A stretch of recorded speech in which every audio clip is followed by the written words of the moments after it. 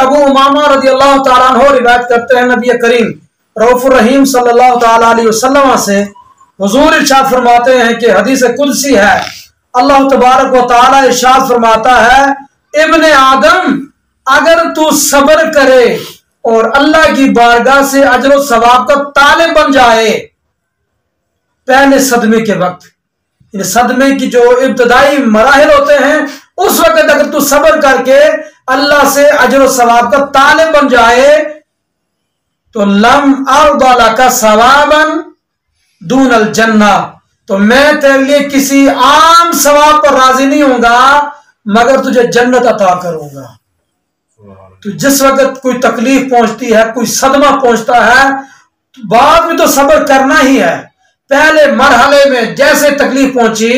तो इब्तदाई मराहिल में सब्र के दामन को पकड़ के रखें और बेसब्री का मुजाहरा ना करें और सब्र इस नीयत से करें कि अल्लाह पाक हमें अजर सवाब अता करेगा, तो अल्लाह ताला उसको जन्नत की सूरत में अजर सवाब अता करता है और अल्लाह ताला इस बात पर राजी होता है कि मैं इस बंदे को जन्नत अता कर दूं।